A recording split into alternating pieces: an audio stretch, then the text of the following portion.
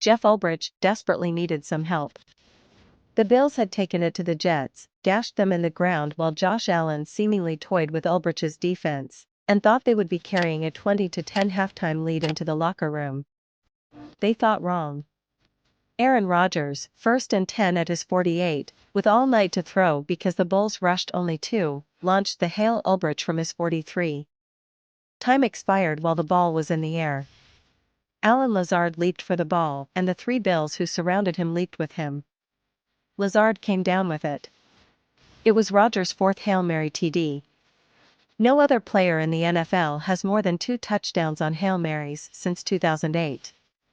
It made Ulbrich, a 23-20 loser, look like a genius for calling a pair of timeouts at a time when a trash-talking Allen was engineering a drive that concluded with an 11-yard TD pass to Dawson Knox with 21 seconds left before intermission. Alas, it takes more than Aaron Rodgers completing a Hail Ulbrich to beat Josh Allen. You can blame Rodgers for not getting his team in the end zone after having first and goal at the 3, and you can blame him for not winning it when Ulbrich needed him to win it in the 4th quarter. Rodgers threw for a season-high 294 yards. This one isn't on him. The real blame belongs to Ulbrich's coveted defense and FG kicker Greg Zuerlein, who sabotaged the Jets with a pair of missed FGs off the left upright and prevented them from a share of first place.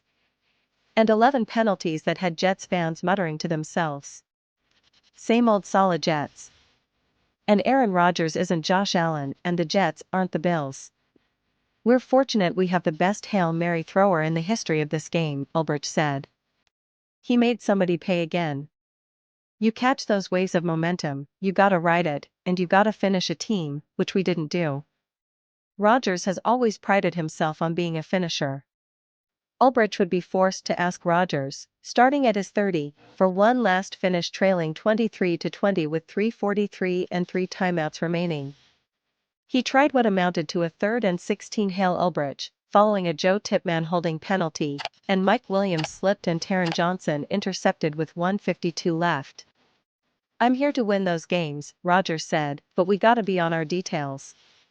Rodgers was brought here to beat Allen and the Bills on a Monday night at MetLife Stadium with a share of first place on the line, no matter who, Robert Saleh or Jeff Ulbrich, was standing on the sideline as his head coach.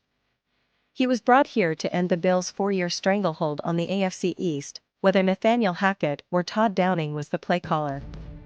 He could not rise above the rubble around him. Maybe only MVP Aaron could have found a way.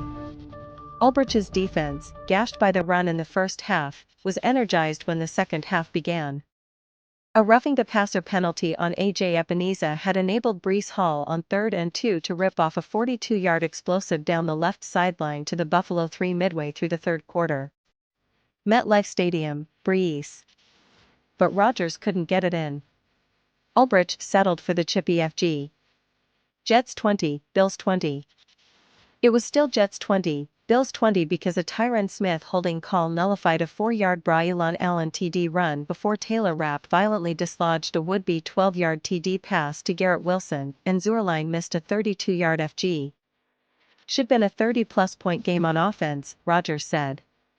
There was a 42-yard pass interference on Quincy Williams and a 23-yard PI on DJ Reed. There was a declined 12 men on the field penalty because of a Tony Adams PI.